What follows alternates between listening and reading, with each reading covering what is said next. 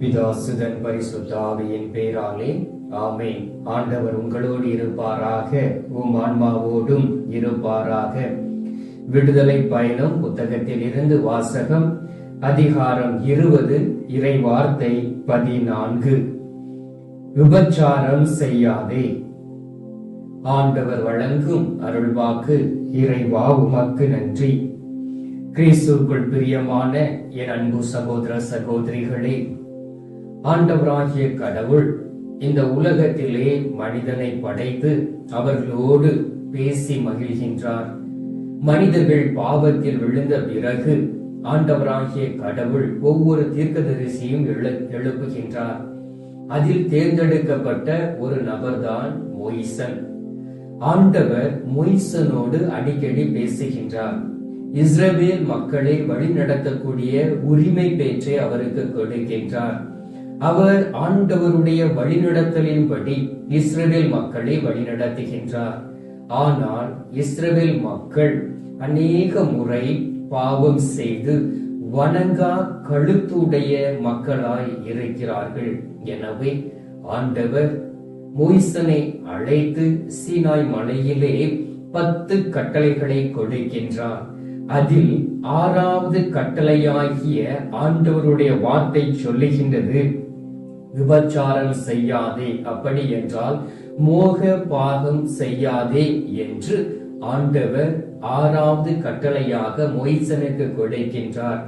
ஏனென்றால் இஸ்ரவேல் மக்கள் தகாத உறவு கொண்டு கடவுளுக்கு எதிராக பாவம் செய்து விக்கிரகங்களை உருவாக்கி ஆண்டவருடைய மகிமையும் மாட்சியும் இழந்து போய் இருந்தார்கள்.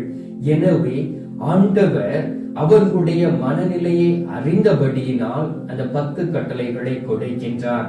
அன்பார்ந்தவர்களே, எனவே நாம் விபச்சாரம் செய்யாதபடி, மோகபாவம் செய்யாதபடி, பரிசுத்த உள்ளத்தோடும் இச்சையோடு யாரையும் நோக்காதபடி நாம் வாழ்ந்தோம் என்றால் ஆண்டவருடைய ஆவி வல்லமையாய் நம்மோடு தங்கும்.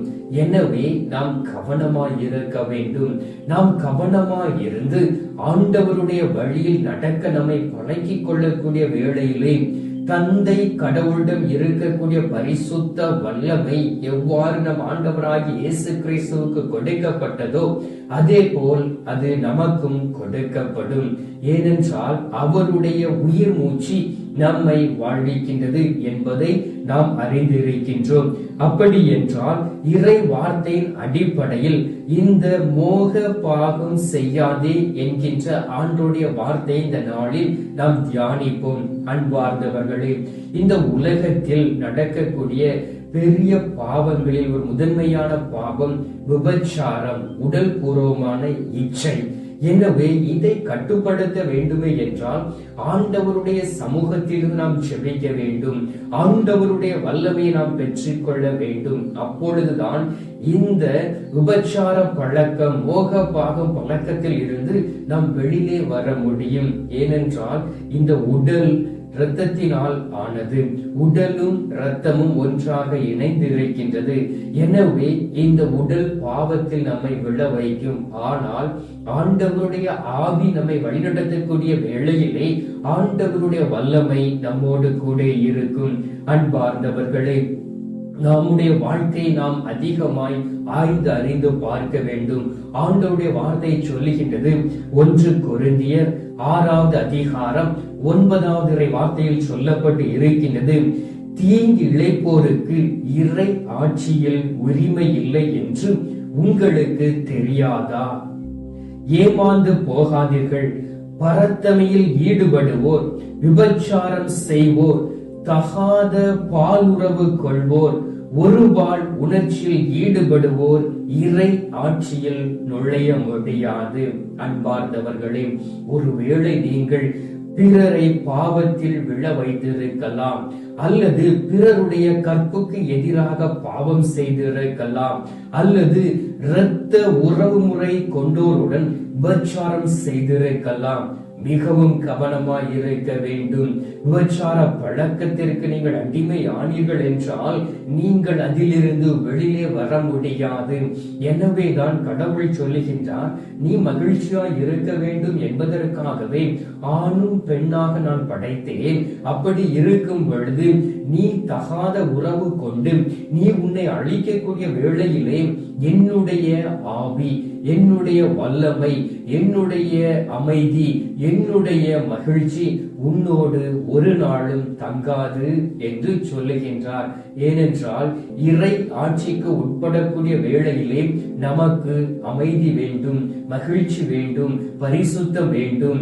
எனவே இது நம்மிடம் இல்லை என்றால் நம்மால் இறை ஆட்சிக்குள் புகுந்து செல்ல முடியாது. எனவே அன்பார்ந்தவர்களே, நாம் பார்க்கின்றோம் அநேக விபச்சார பழக்க வழக்கங்களுக்கு அடிமையானவர்கள், குடி பழக்கத்திற்கு அடிமையானவர்கள் சிறு பிள்ளைகளை கூட விட்டு வைப்பதில்லை. பாருங்கள், அவர்கள் இளமையில் இருக்கக்கூடிய பிள்ளைகளை கடத்தி சென்று 3 பேர் 4 பேர் சென்று பாலியல் பலாத்காரம் செய்கிறார்கள். அனுதினமும் பேப்பரிலும் மீடியாவிலும் நாம் பார்க்கின்றோம். அன்பார்ந்தவர்களே, இவர்கள் உண்மையிலும் உண்மையுமாக ஆண்டவருடைய தண்டனையில் இருந்து ஒரு நாளும் தப்பிக்க முடியாது. எனவே பிறருடைய கற்புக்கு எதிராக பாவம் செய்யாதபடி நம்முடைய கற்பை பாதுகாத்துக் கொள்ள வேண்டும். பெண்களுக்கு மட்டுமல்ல கற்பு, ஆண்களுக்கும் அந்த கற்பு உண்டு. எனவே நீங்கள் அதை பாதுகாத்துக் கொள்ள வேண்டும். சில பேர் என்ன செய்வார்கள் தெரியுமா? இரத்த உறவு முறை கொண்டவர்களோடு உபச்சாரம் செய்வார்கள். அநேக காரியங்களை நான் கேள்விப்பட்டு இருக்கின்றேன். சொந்த தகப்பன் தன்னுடைய மகளோடு உபச்சாரம் செய்து இருக்கின்றார்கள். அதே போல் தன்னுடைய சொந்த அண்ணன் தன்னுடைய சகோதரியோடு உபச்சாரம் செய்திருக்கிறார்கள். எனவே அன்பார்ந்தவர்களே, இவர்கள் தீட்டுக்குள் கடந்து சென்று ஆண்டவருடைய கோபத்திற்கு அவர்கள் பலியாகி கொண்டிருக்கிறார்கள். எனவே கவனமாய் இருக்க வேண்டும். மார்க் நற்செய்தி 9வது அதிகாரம் 42வது வார்த்தையில் சொல்லப்பட்டு இருக்கின்றது, என் மீது நம்பிக்கை கொண்டுள்ள இச்சிறியோரில் எவரையாவது பாவத்தில் விழ செய்வோருடைய கழுத்தில் ஒரு எந்திர கல்லை கட்டி அவர்களை கடலில் தள்ளி விடுவது அவர்களுக்கு நல்லது. அப்படி என்றால் கடல் மிகவும் ஆழமானது.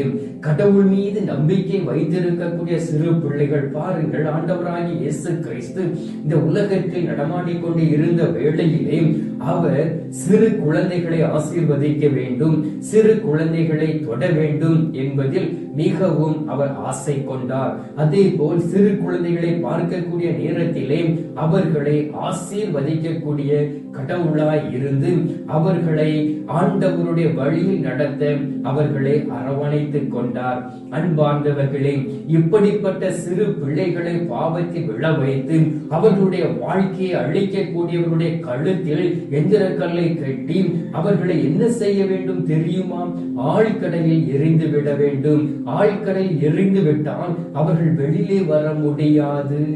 எனவே சிறுவர் சிறுமியரை, மாசற்றோரை, எளியோரை, நெருக்கமானவர்களை ஏமாற்றி இச்சைகளுக்கு இணங்க வைத்திருக்கிறீர்களா? கவனமாயிருக்க வேண்டும்.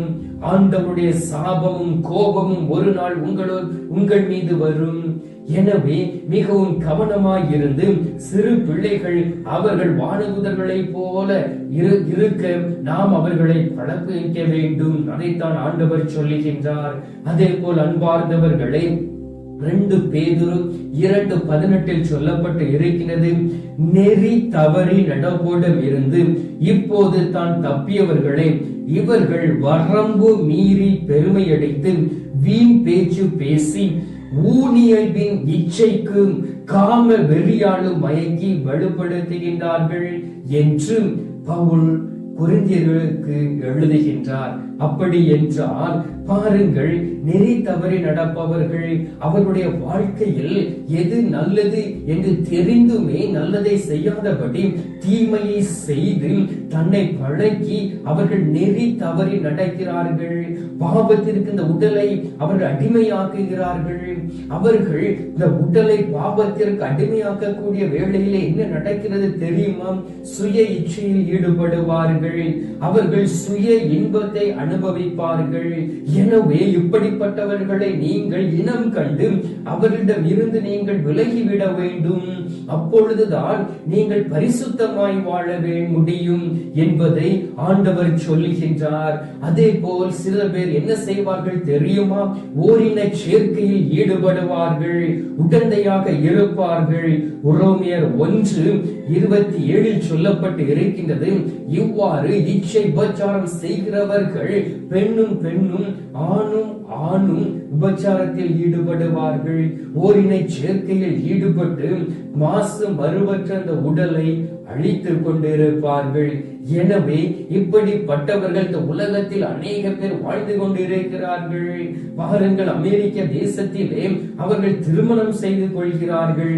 பெண்ணும் பெண்ணும் ஆணும் ஆணும் திருமணம் செய்து ஆண்டவர் படைத்த இயற்கைக்கு எதிராக அவர்கள் பாவம் செய்கிறார்கள். ஆண்டவருடைய படைப்பிற்கு எதிராக பாவம் செய்கிறார்கள். தகாத விதத்தில் அவர்கள் விபச்சாரம் செய்கிறார்கள். தகாத படங்களை பார்த்து கொண்டு அவர்கள் இச்சைக்கு தன்னுடைய மனைவியோ கணவரை அடிமையாக்கி அவர்கள் தன்னுடைய ஆத்துமாவை இழந்து போய் கொண்டிருக்கிறார்கள். அதே போல் விடுதலை பயணம் 22வது அதிகாரம் 19வது வார்த்தையில் சொல்லப்பட்டு இருக்கின்றது, மிருகங்களோடு புணர்கிறவன் கொல்லப்பட வேண்டும், அதே நாளில் அவன் அழிக்கப்பட வேண்டும் என்று ஆண்டோட வார்த்தை சொல்லுகின்றது. பாருங்கள் அன்பார்ந்தவர்களே, ஆண்டவர் 6 நாட்கள் இந்த உலகத்தை படைத்தார், மனிதரை படைத்தார். ஒவ்வொன்றையும் படைத்து ஆண்டவர் மகிழ்ச்சி என கண்டார். எனவே ஆண்டவருடைய படைப்பிற்கு எதிராக இவர்கள் என்ன செய்கிறார்கள் தெரியுமா? விலங்குகளோடு உபச்சாரம் செய்கிறார்கள், விலங்குகளோடு புணர்கிறார்கள். இப்படிப்பட்ட மனிதர்கள் இந்த உலகத்தில் வாழ்ந்து கொண்டு இருப்பதை நாம் பார்க்க முடிகின்றது, நாம் கேள்விப்பட்டு இருக்கின்றோம். எனவே இப்படிப்பட்ட மக்களை ஆண்டவர் ஒரு நாளும் சும்மா விட மாட்டார். ஆண்டவர் அவர்களை அழித்து விடுவார்.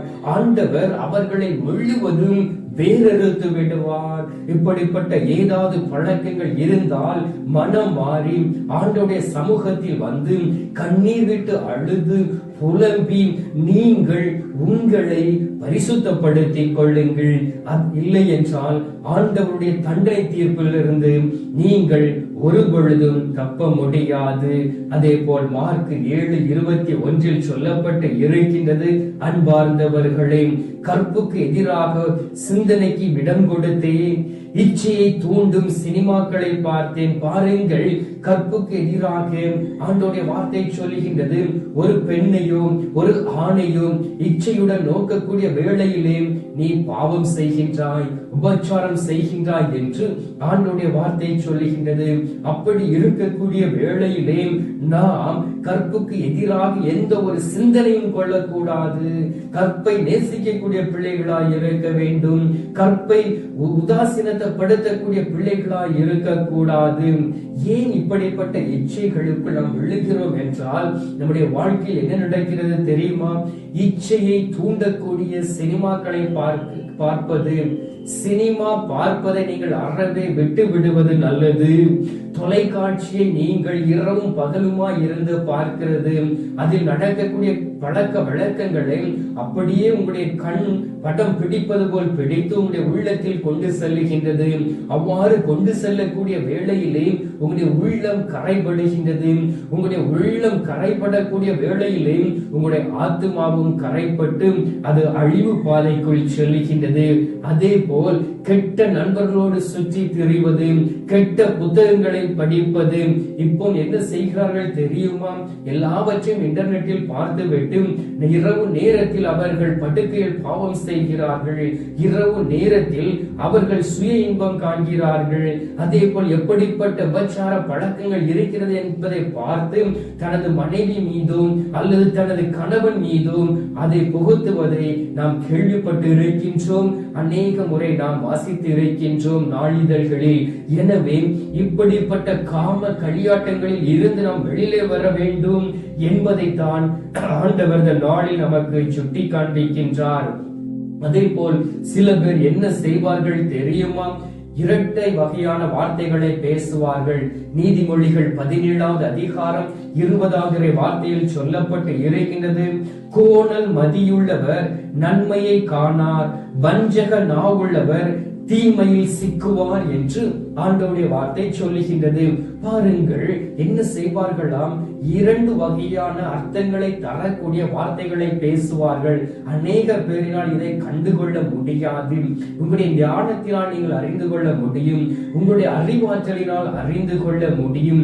இப்படிப்பட்ட பேச்சுகளை நீங்கள் பேசி மகிழ்ந்திருக்கிறீர்களா? மற்றவர்களை நோக்கி பேசி அவர்களையும் பேச தூண்டி இருக்கிறீர்களா? நீங்கள் பாவத்தில் விழ வைத்து இருக்கிறீர்களா? இந்த நாளில் நீங்கள் மனவார வேண்டும் என்பதற்காக ஆண்டவர் நம்மோடு பேசிக் கொண்டிருக்கின்றார். அதே போல் அன்பார்ந்தவர்களே, கள்ள கபடம் இல்லாமல் பிறரை இச்சையுடன் நோக்கி இருக்கிறீர்களா? வெளிப்புறத்தில் பார்க்க நல்லவர்கள் போல் நடிப்பார்கள், ஆனால் உள்ளத்தில் அவர்களுக்குள் வஞ்சனை இருக்கும், அந்த உபச்சாரத்தின் ஆவி இருக்கும், மோகபாவம் செய்யக்கூடிய ஆவி அவர்களை தூண்டிக் கொண்டிருக்கும். சில வீட்டிற்குள் கடந்து செல்லக்கூடிய வேளையிலே அவர்கள் சிறு பிள்ளைகளிடம் தவறாக நடக்கக்கூடியதை கூட நாம் கேள்விப்பட்டு இருக்கின்றோம், அல்லது நம்முடைய பிள்ளைகள் வழியாக நாம் தெரிந்திருக்கின்றோம். எனவே அப்படிப்பட்டவர்களை இனம் கண்டு வீட்டிற்குள் வர விடாதபடி நாம் பாதுகாத்துக் கொள்ள வேண்டும். அதே போல் அன்பார்ந்தவர்களே, சில கலாத்தியர் 5:21 சொல்லப்பட்டு இருக்கின்றது, சில மக்கள் என்ன செய்வார்கள் தெரியுமா? நன்றாக குடித்து விட்டு காம களியாட்டங்களில் ஈடுபடுவார்கள். என்னை சார்ந்தவர்களாக, கடவுளை சார்ந்தவர்களாக இருக்கக்கூடிய பிள்ளைகளை கூட அவர்கள் பாவத்தில் விழ வைப்பார்கள். அவர்களை குறித்து நீங்கள் கவனமாய் இருக்க வேண்டும். சாலமோனின் ஞானம் 14வது அதிகாரம் 26வது வார்த்தையில் சொல்லப்பட்டு இருக்கின்றது அழகாக. ஆண்டவர் அவர்களோடு பேசக்கூடிய வேளையிலே ஆண்டவர் சொல்லுகின்றார், நாம் மிகவும் கவனமாயிருக்க வேண்டும். இயல்புக்கு மாறாக நாம் பாவத்தில் விழக்கூடாது. நல்லவை பற்றிய குழப்பம், செய்நன்றி மறத்தல் ஆன்மாக்களை கரைப்படுத்தும். இயல்புக்கு மாறான காம வேட்கை, மன வாழ்வில் முறைகேடு, விபச்சாரம், வரம்பு மீறிய ஒழுங்கு கேடு, இவை அனைத்தும் ஆண்டவருடைய முகத்தை நம்மிடம் இருந்து திரும்ப செய்யும். பாருங்கள், ஒரு மனிதனுக்கு திருமணம் நடக்கிறது என்றால் அவரும் தன்னுடைய மனைவியும் சந்தோஷமாக வாழ்ந்து அவர்களுக்கு பிறக்கக்கூடிய இந்த குழந்தையை ஆண்டவருடைய ஆற்றலிலும் ஆவியிலும் வளர்க்க வேண்டும். அப்படி இல்லாமல் குடி வெறியிலும் களியாட்டங்களிலும் ஈடுபட்டு தாறுமாறான காம வேட்கைக்குள் அடிமையாகி மன வாழ்க்கையை தாறுமாறாக செய்கிறவர்களை ஆண்டவர் அழித்து விடுவார்.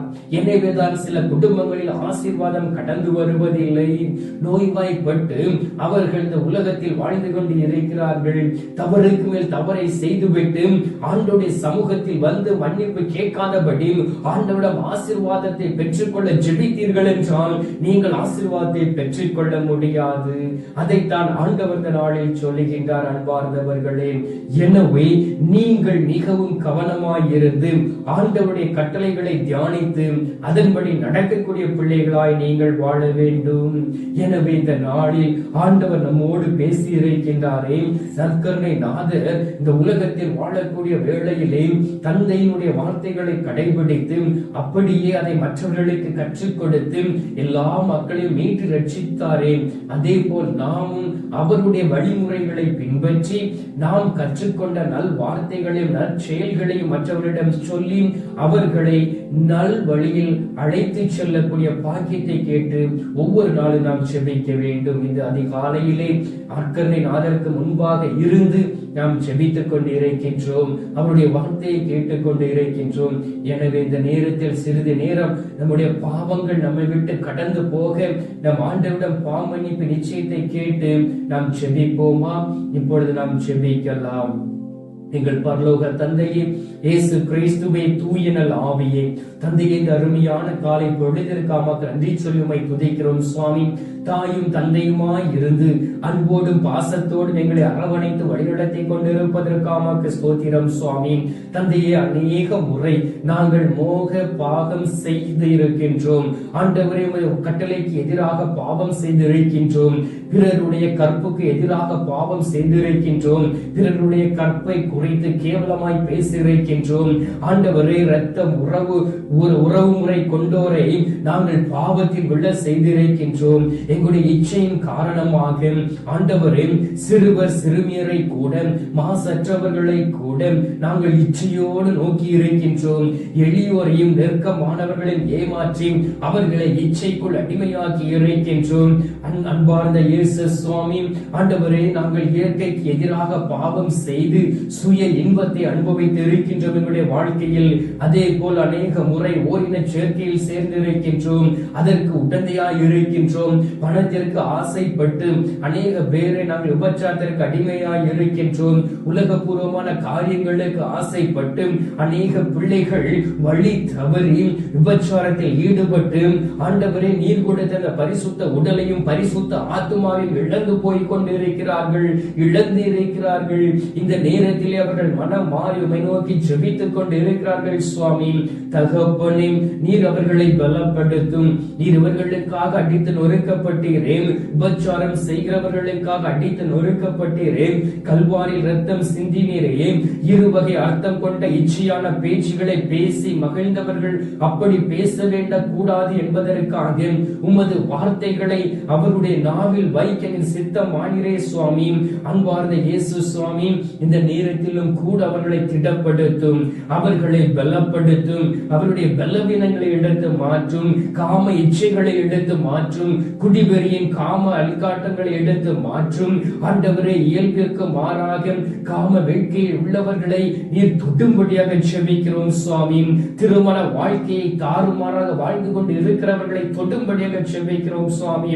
ஒவ்வொரு நாளும் அது கட்டளைகளை கடைபிடித்து நடக்கக்கூடிய பிள்ளைகளாய் மாற்றிடும்படியாக ஜெபிக்கிறோம் சுவாமி. ஆண்டவரே, அவருடைய பலவீனத்தின் நிமித்தமாகவும், ஆண்டவரே, இந்த உலகபூர்வமான காரியத்தின் நிமித்தமாகவும் அவர்கள் இப்படிப்பட்ட பாவங்களை செய்திருக்கிறார்கள். சில பேர் விலங்குகளோடு புணர்ந்திருக்கிறார்கள்.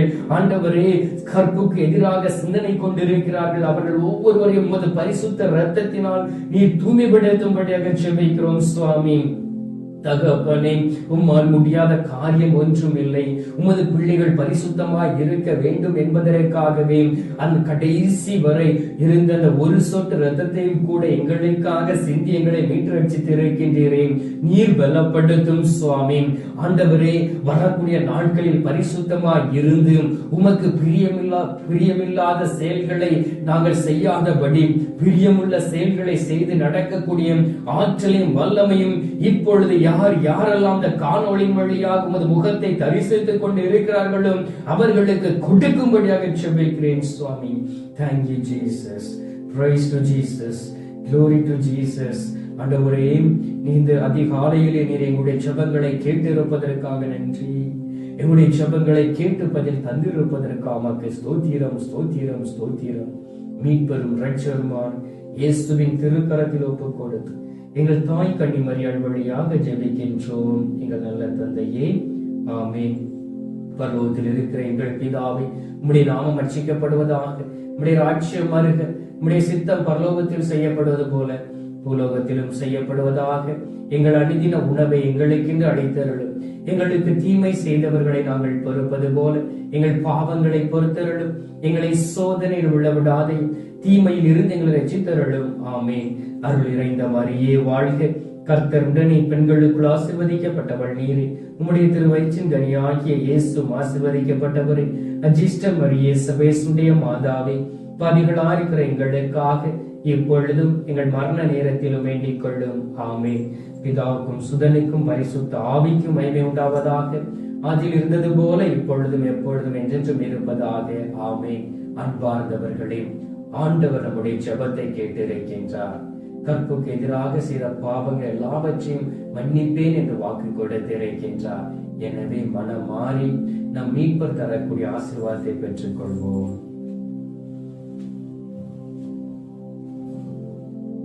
எல்லாம் வல்ல இறைவன் பிதா, சுதன், பரிசுத்த ஆவி உங்களை ஆசீர்வதித்து கண்மணி போல் பாதுகாத்து உங்களை வழிநடத்துவாராக. ஆமென்.